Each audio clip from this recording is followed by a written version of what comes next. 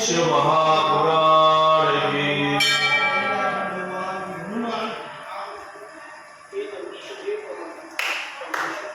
हम सभी लोगों ने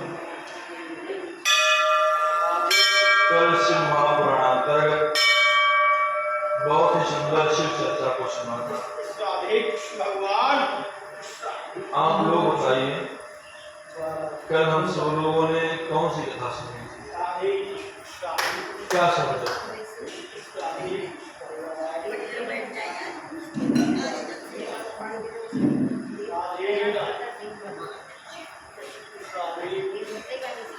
हाँ, वो तो प्रभुत्व की थी ना। कल हम सब लोग सुन रहे थे कि मृत्युंजय मंत्र के बारे में, मृत्युंजय मंत्र के बारे में सुन रहे थे। ऐसा प्रश्न किया गया है कि यह जो है युद्ध क्यों हुआ। नारद जी ने ब्रह्मा से पूछा, अपने पिता से पूछा कि पिता बताने की कृपा करें, ये देवता लोग जानते नहीं थे क्या? देवता इतने अज्ञानी हो गए। अरे और तो और आप स्वयं और भगवान नारायण उस दक्ष के यज्ञ में कैसे पहुंच गए? जो यज्ञ किसी के अपमान के लिए हो रहा था, तो उस यज्ञ में क्यों पहुंचे? क्या आप लोगों का ज्ञान नहीं था? आप लोग क्यों पहुंचे वहां? क्या कारण था पहुंचने का? तो भगवान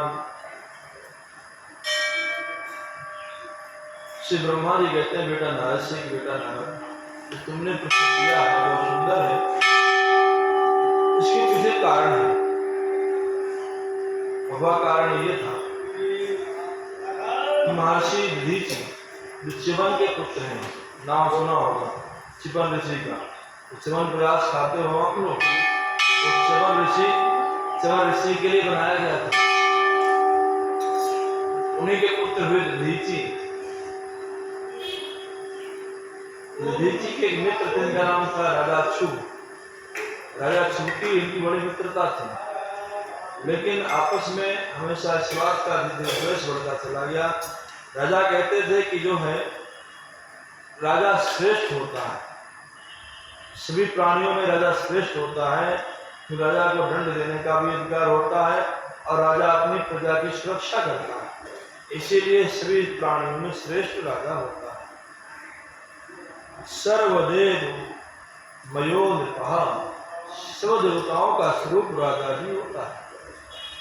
राजा को प्रणाम कर लेने से समस्त देवताओं को प्रणाम हो जाता है।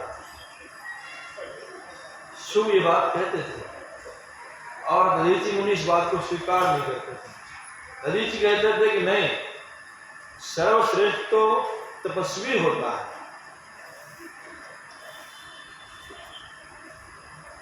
और राजा इस बात को स्वीकार नहीं करते थे।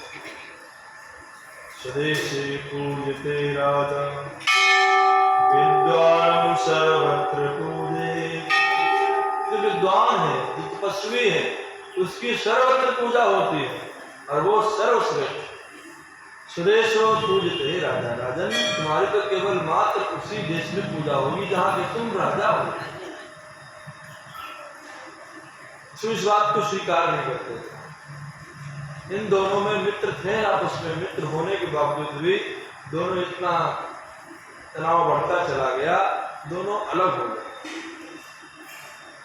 एक बार तो राजा शिव ने दधीच मुनि को वज्र के द्वारा काट डाला, मार दिया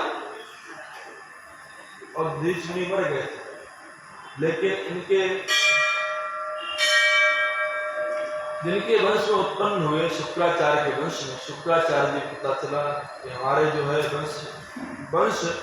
वंश में इस प्रकार के मुनि हैं, उनके साथ ऐसा दुर्व्यवहार किया गया है।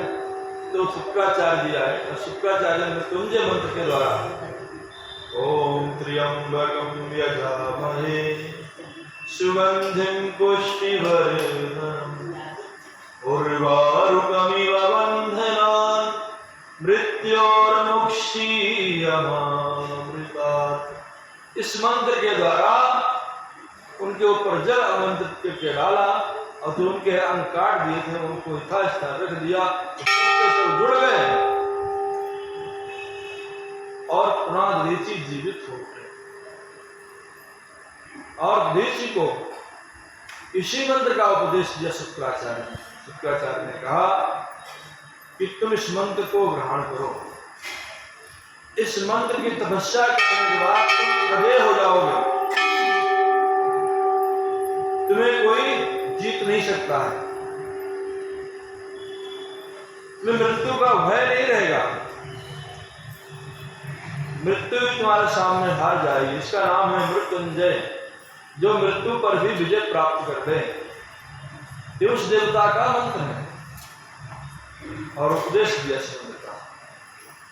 ओम त्र्यंबकं यजामहे सुगंधिं पुष्टिवर्धनम् उर्वारुकमिव वन्दनान् मृत्योर्मुक्षीयमामृतात्। शुक्राचार्य जी कहते हैं दधीचि मुनि से कि यह मंत्र सर्वोत्तम मंत्र है। ध्यान देना आप लोग, यह मंत्र सर्वोत्तम मंत्र है, सबसे उत्तम मंत्र है। इस मंत्र का जप करने वाले व्यक्ति को मृत्यु का भय नहीं होता है, किसी की अल्प आयु में मृत्यु नहीं होती है, छोटी अवस्था में किसी की मृत्यु नहीं होती है। इस मंत्र को दधीचि मुनि से कहा, इस मंत्र का खूब तुम जप करो, सिद्ध करो, हवन करो नित्य, और इस मंत्र से आमंत्रित करके जल पियो, फिर तुम्हें कोई जीत नहीं सकता, फिर तुम मृत्यु के भय से मुक्त हो जाओगे, फिर तुम्हें कोई मार नहीं सकता। और सारा विधान बताया। तो पहले दुष्मंत्र का जप करना हो तो पहले शंकर जी का ध्यान करो। शंकर जी का ध्यान कैसे करना है?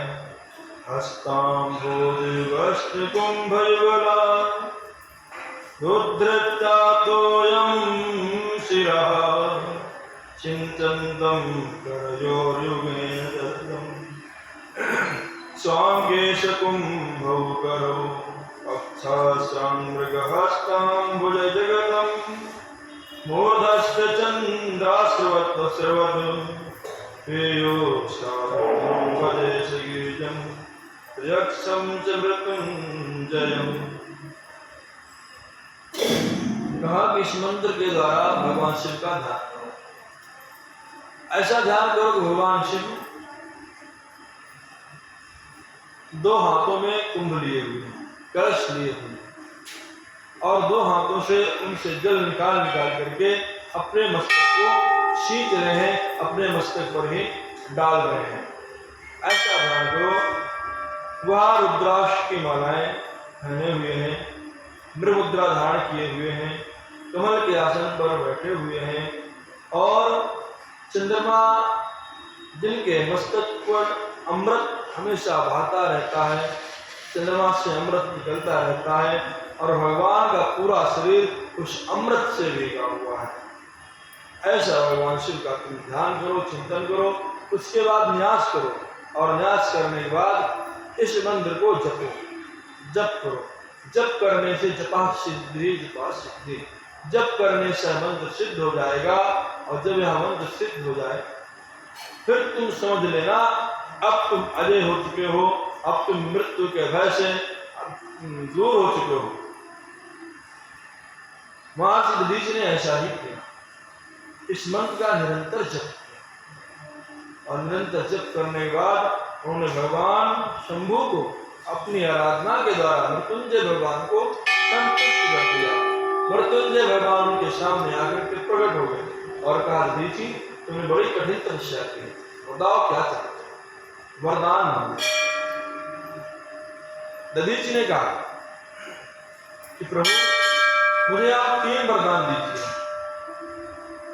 मैं आपसे 3 वरदान चाहता हूँ। पहला वरदान मैं चाहता हूँ कि मेरी हड्डी जो है ये सब वज्र की हो जाए,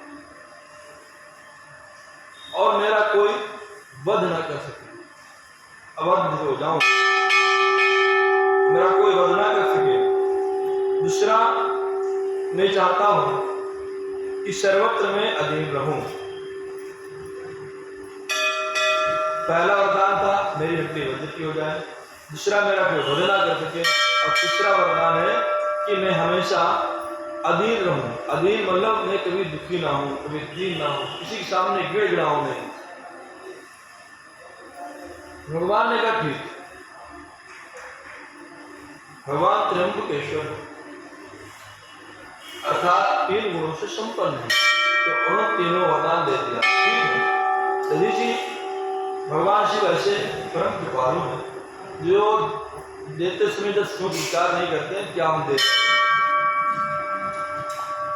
भक्त ने जो मांगा तो भगवान शिव ने दे दिया।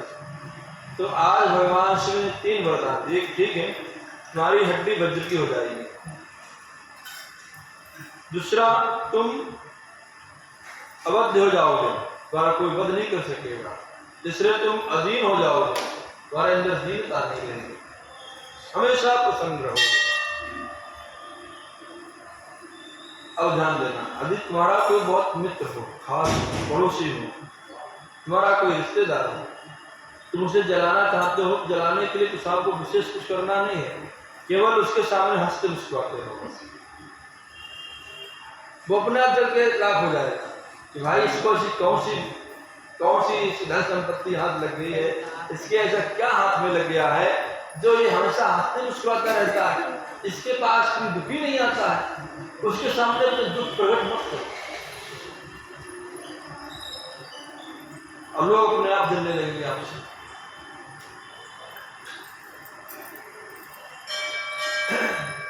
तो जानते थे कि अगर मैं अधीन रहूंगा, दीन नहीं हुआ, कभी अप्रसन्न नहीं हुआ, हमेशा मुस्कुराता रहूंगा, तो राजा छुट्टो अपने आप जो है हमारे सामने झुक जाएंगे, सोचेंगे इसके अंदर ऐसी कौन सी इसको बीती जो है लग गई हाथ में, इसे से कौन सी दिव्य चीज हाथ में लग गई है जो हमेशा खुश रहता है। अब भगवान शिव की कृपा तो हुई है।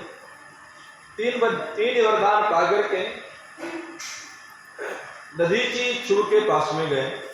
छू उस वक्त अपनी राजसभा में बैठे हुए थे और जाकर के उनके ऊपर प्रहार किया, अपने पैर का प्रहार उनके मस्तक पर किया और कहा कि मुझे जानते नहीं।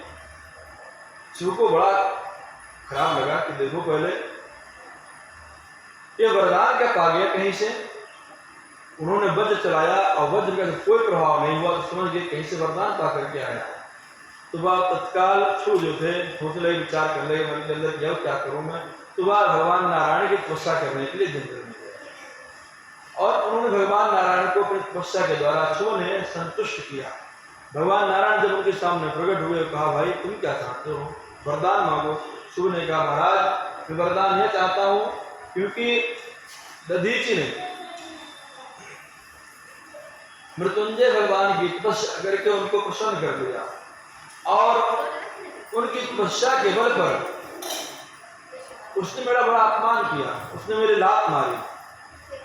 लेकिन पहले गलती अपनी की थी उन्होंने, क्योंकि पहली गलती उन्होंने ये की थी क्योंकि दधीच मुनि को उन्होंने मार दिया था वज्र के द्वारा, यह बात नहीं कही। अच्छा होता क्या है, हमेशा लोग अपनी बुराइयां छुपाते हैं और अच्छाइयां बताते हैं। अगर उनके सामने कुछ छोटा गलत हो जाए थोड़ा सा भी तो 4 जगह कहेंगे जाकर।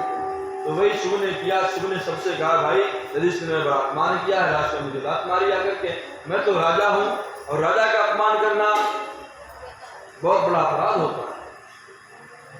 भगवान विष्णु ने कहा देखो तुम सब कुछ ठीक कह रहे हो, लेकिन मैं ये जानता हूं अगर मैं तुम्हें वरदान देता भी हूं उसके बावजूद भी तुम उनको हरा नहीं पाओगे, क्योंकि उन्होंने भगवान शिव को प्रसन्न किया है। जो भगवान शिव को प्रसन्न कर लेते हैं फिर उन्हें कोई हरा नहीं सकता है। तुम जो उनको डराना चाहते हो, जो उनके सामने मृत्यु का भय उपस्थित करना चाहते हो, वो नहीं हो पाएगा, क्योंकि उनको ऐसा वरदान प्राप्त है, वो अवध हैं, उन्हें का वध नहीं किया जा सकता है। उनकी हड्डियां जो है वज्र की हो चुकी हैं और तो और अब वो कभी दीन भी होने वाले नहीं हैं, तो तुम्हारे सामने आकर के भीड़ जाने लगे, उसकी मुस्कुराहट में कोई कमी आ जाए, ऐसा होने वाला नहीं। लेकिन तुम चिंता ना करो, मैं तुम्हारे ओर से प्रयत्न करूंगा, उनसे कहूंगा जाकर के, उन्हें इस बात के लिए बाध्य करूंगा कि वो तुम्हारे सामने आकर के कहें कि मुझे तुमसे बहुत डर लगता है। ऐसा मैं प्रयत्न करूंगा, लेकिन कहीं साप का कारण ना बन जाए, मुझे भी इस बात का भय है। भगवान विष्णु ने कहा। ऐसा वचन दे करके जहाँ पर वशिष्ठ मुनि थे, वहां पर ब्राह्मण रूप रख करके भगवान नारायण पहुंचे और कहा, भगवान नारायण ने कहा, दधीचि, हमने आपका बहुत नाम सुन रखा है, आप अजय हैं, आप पर विजय प्राप्त नहीं की जा सकती, आपने मृत्यु पर भी विजय प्राप्त कर ली है। और तो और अब तो मैंने ये भी सुना है कि आप अधीन हैं, और भगवान शिव के भक्त होते हैं वो अधीन रहते हैं हमेशा। शिव को दीन व्यक्ति पसंद नहीं है, जो आकर के उनके सामने बार बार गिड़गिड़ाए, जहां जाए मंदिर में महामाता करके वही गिड़गिड़ाने लगे। हे प्रभु, भगवान अपने भक्तों को अधीन कर देते हैं। अधीन मतलब फिर दीनता उनके अंदर नहीं आती, लेकिन जिसको अधीन ना हो, बार बार वो तो गिड़गिड़ाएगा भी जाकर।